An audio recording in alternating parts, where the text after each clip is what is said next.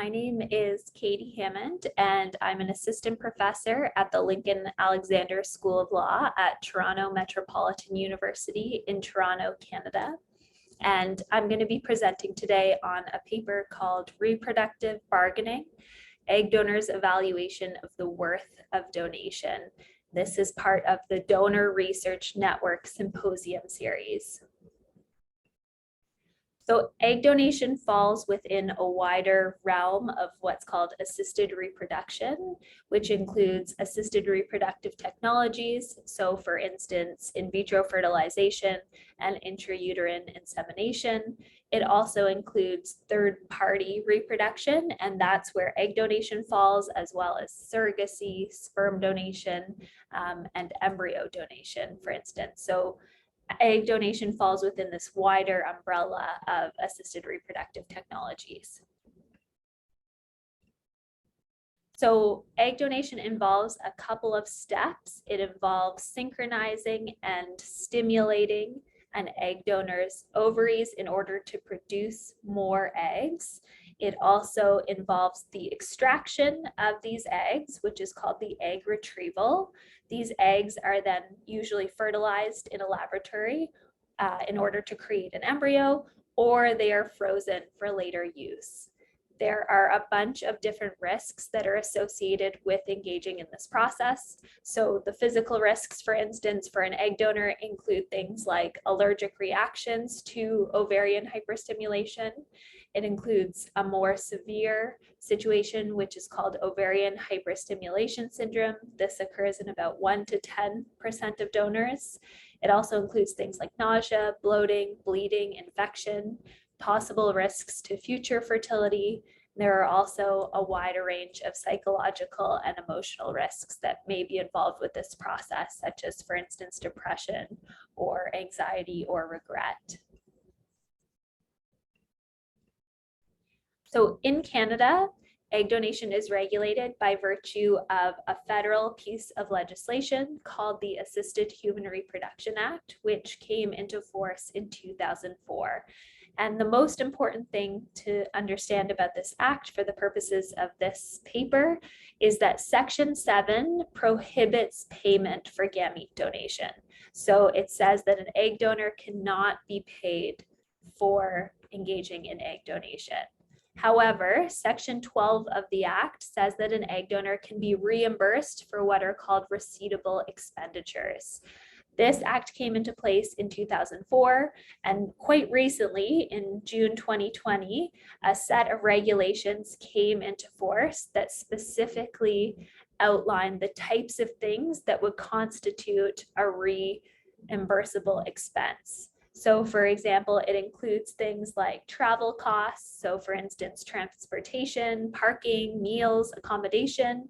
It also includes care of dependents. It includes counseling services. So it sets out a bunch of different things, 9 specific categories of expenses that could be reimbursed. It was also released alongside a guidance document, and the guidance document is meant to kind of further explain the regulations. The regulations, however, take precedence.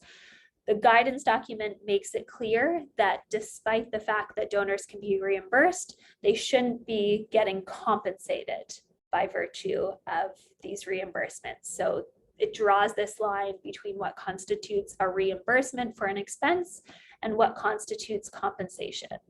Curiously, however, the guidance document does still talk about the fact that some things that are not outlined in the regulations could constitute things that you could have reimbursed. So for instance, it suggests that loss of work-related income could still be something that could be reimbursed.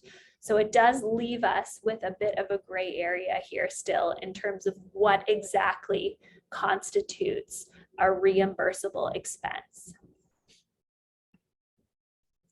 So for the purposes of this research, I conducted 55 semi-structured interviews with egg donors, with intended parents, and with fertility professionals. So this includes doctors, nurses, counselors, and lawyers who are working with egg donors in Canada.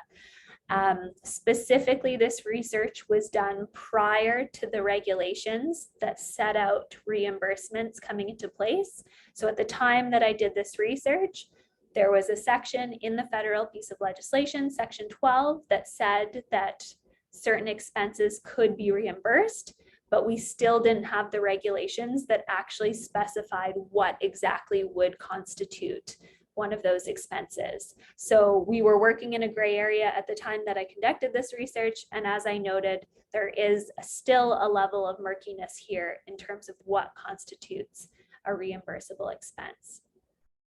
The egg donors that I was working with all identified as being women. They all were Canadian. Most of them donated in Canada, although a couple of them went to the US. They had engaged in a variety of donations. So some of them had donated a couple of times. One of them had donated in the 20s of times. So there was a bit of a variety there.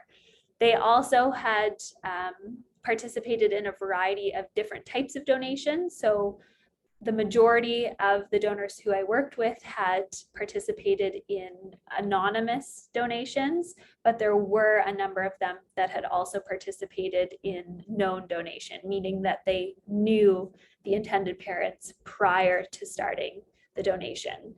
There were also a couple who didn't know the intended parents prior to starting the donation, but they got to know them in the process of donating.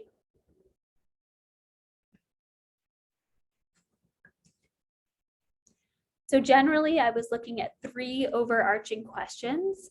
So the first were, what are egg donors and intended parents' ethical concerns in egg transactions?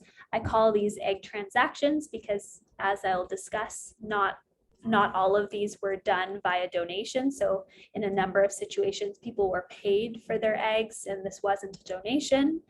I also looked at the role of Canadian law in egg transactions and how well that law actually reflects the concerns of egg donors and intended parents.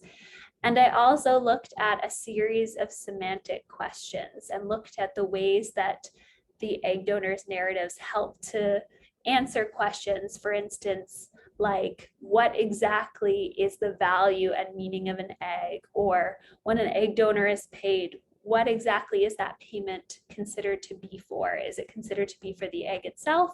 Or is it considered to be, for instance, for the time and commitment that is involved? So I found that egg donors kind of conceptualized a whole bunch of different factors that made up what they called the worth of engaging in egg donation. They talked about their motivations for donating, their expectations about the experience and whether these were correct or not. They talked about what is exchanged. They talked about their experiences, so the practical, physical, and emotional aspects. They talked about risk and their perceptions of risk and ideas about fairness. And they kind of roughly divided these, or they kind of fell into 2 different categories. So one category I called the losses, and one category I kind of conceptualized as the gains of donation. And I'm going to walk through the types of things that fell under this category of losses and the types of things that fell under this category of gains. So under the category of losses, the first thing was the egg donation process itself. So here I'm talking about things like the time, the commitment, and the physical care involved. And as you can see from Alex's quote, one of the recurring themes of this research was that the process was more serious or required more than expected. So donors talked about, for instance, how it involved appointments, it involved ultrasounds, blood work, all the needles, as they put it. So they talked about how it was a bigger time commitment and involved more things than they had initially anticipated. They also talked about the physical side effects and the long-term risks. So when talking about the physical side effects, they talked about things like bloating, bleeding, nausea, feeling ill, a little bit of stomach pain. All of these things were considered to be uncomfortable but manageable, whereas Bigger things like ovarian hyperstimulation syndrome, which 4 of the donors had experienced, were considered to be less manageable and to carry more of a loss. They also talked about the unknowns of the long-term risks. So the unknowns of a risk on fertility, or the unknowns of whether stimulation might be linked with cancer, which again was considered to be a bigger loss.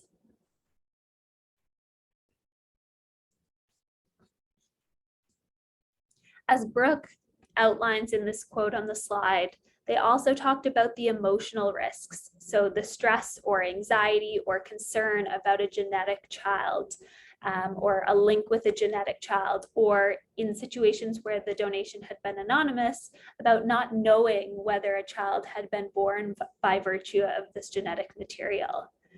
The last loss that they talked about was a financial loss.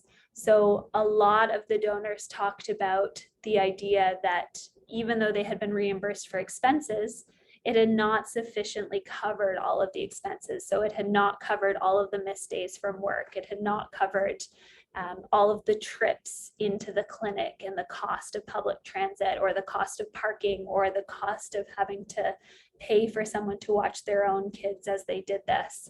So they talked about how often it ended up being a more costly endeavor than they expected. And even those who had been compensated talked about how they thought they would walk away with a large amount of money, but in fact they hadn't in the end.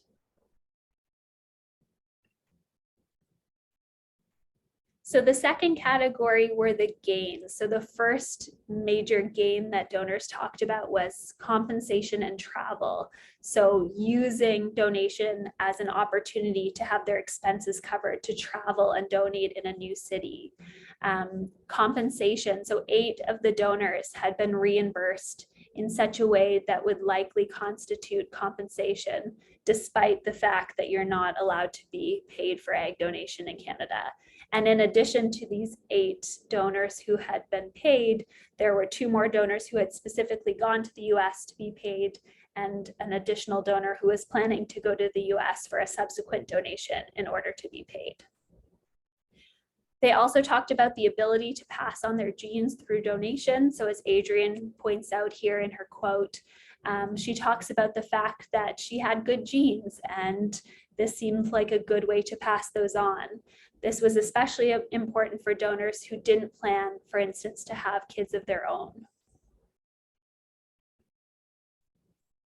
The third and most consistently most important factor that donors talked about in terms of what made it worth it, as they put it, was helping and gratitude and knowing the outcome of the donation. So for instance, knowing that their donation had led to a pregnancy or had led to a child being born.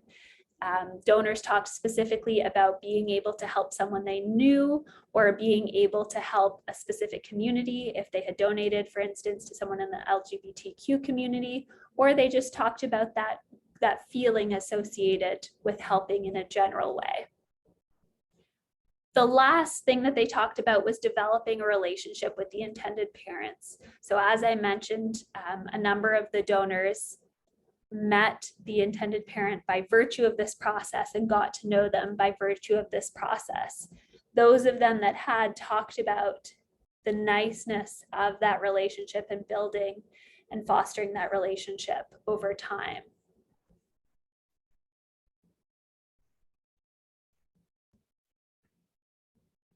So there's a lot to take away from this conversation.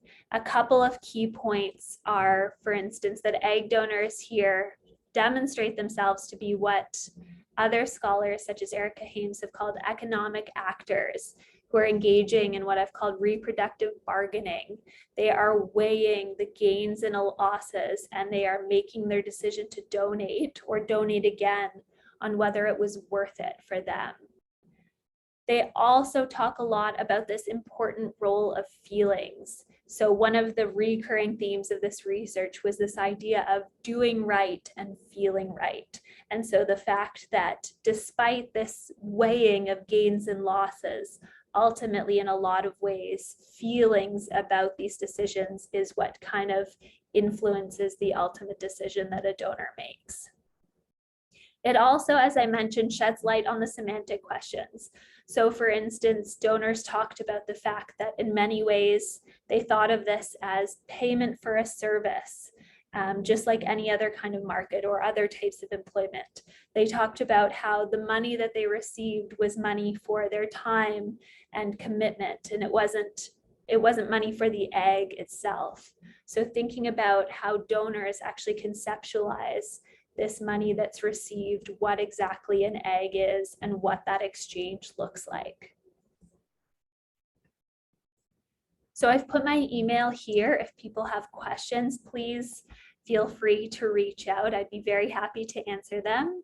And thank you to the Donor Research Network for inviting me to be part of this symposium series. And thanks for listening.